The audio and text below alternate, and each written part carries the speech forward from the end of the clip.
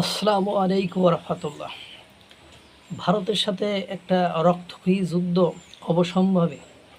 এটা না লাগা পর্যন্ত হয়তোবা বাংলাদেশের অবসরপ্রাপ্ত বৃদ্ধ সেনাবাহিনীর কর্নেল, মেজর, হ্যাঁ, লেফটেন্যান্ট এরা খুশি হইব না।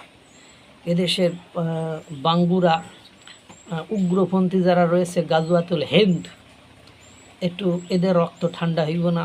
পায়ুযোদ্ধারা শান্ত হইব না। তারপরে মানে বাংলাদেশ সেনাবাহিনীর মধ্যে যারা ইসলামিস্ট হয়ে গিয়েছে বা যারা মনে করে গাজওয়াতুল হিন্দ দরকার, তাদের কিছু সদস্যরা, তারপরে বাংলাদেশের তৌহিদি জনতা, বাংলাদেশের ইসলামপন্থী রাজনৈতিক দলগুলো, এরা মনে করে মায়ানমার তো মায়ানমারের সাথে যুদ্ধ করার দরকার নেই, কারণ আরাকান আর্মিরা চীন নিয়ন্ত্রণ করতে পারবে, এবং আরাকান আর্মিদের সাথে যদি চীনের সাথে অর্থনৈতিক করিডোর করি, তাহলে বাংলাদেশ, আরাকান আর্মি আর চীনের ওই করিডোরের মধ্যে দিয়ে যাওয়া যাবে। সুতরাং তাদের সাথে আমাদের যুদ্ধ হওয়ার সম্ভাবনা নেই। এখন যুদ্ধ অবশ্যম্ভাবী, অচিরেই বাধাইতে হইব আপনার কার সাথে, ভারতের সাথে, এবং তারা পরাজিত হবে। আমরা বাংলা, বিহার, উড়িষ্যা সেসব আমাগর মানচিত্রে নিয়ে নেব। এইসব চিন্তাভাবনা করেন কারা? সেই বৈষম্য বিরোধী ছাত্র আন্দোলনের সম্মুখ সারির নেতারা যারা ছিল, তারা দেখবেন একজন শান্ত হয়, একজন উত্তেজিত হয়। প্রথম 5ই আগস্ট 2024-এর গণঅভ্যুত্থানের প্রথম আস্ফলন করত সার্ভিস আলম, খণ্ডকার মুশতাক নামে স্বীকৃত সার্ভিস আলম। পরে সার্ভিস আলমের মুখ বন্ধ হলে এরপরে হাসনাত আবদুল্লাহ, মানে চিকেন নেক, 7 সিস্টার উলট পালট করে দিচ্ছিল। এরপর সে শান্ত হইলে এরপরে নাসিরুদ্দিন পাটোয়ারি, সে প্রতিনিয়ত ভারতের সীমান্তে যায়, যে আবার পেদানো খায়, দেখি যেখানে যাই পেদানো খাই, পিটানো খায়, ইট টিট মারে, অপমান করে। সে নির্লজ্জা, একটু বেহায়া টাইপের, ওর কোনো লজ্জা সরম নাই। তা মাঝে মাঝে সীমান্তে যাই, সর্বশেষ সীমান্তে যে 700 টাকার কেলেঙ্কারি একটা ঘটনা ঘটেছে, সেটা আপনারা দেখেছেন। ওই ধরনের কেলেঙ্কারি করে সীমান্তে যায়, যে চিন্তাভাবনা করি, দেখেন যে কতটা নেওয়া যায়, এইসব চিন্তাভাবনা করে।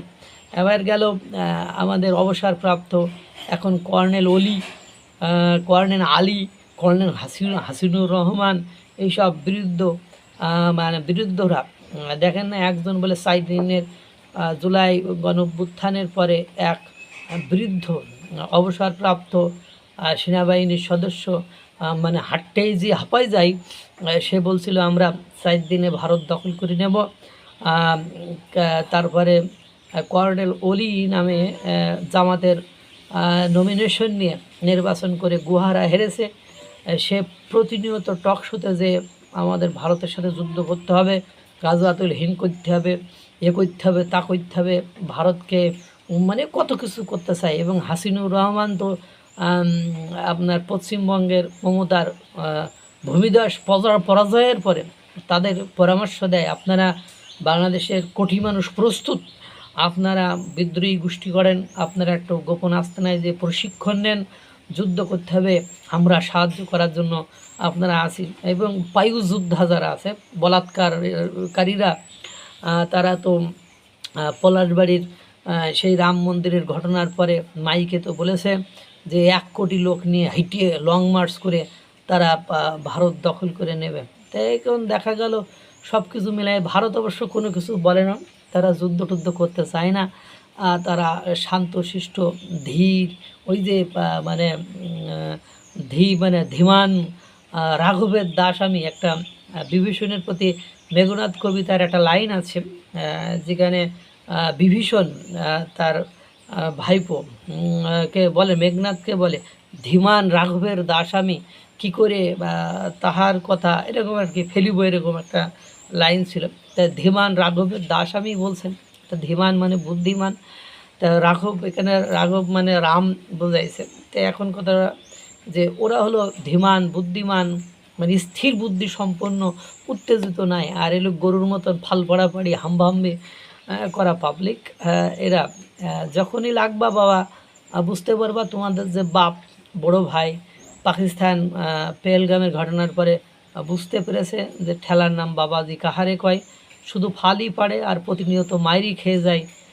আস্তে আস্তে ওই দিকেই আগাচ্ছাও, কারণ সম্পর্ক যার সাথে রসিও তো তার মতোই হবে।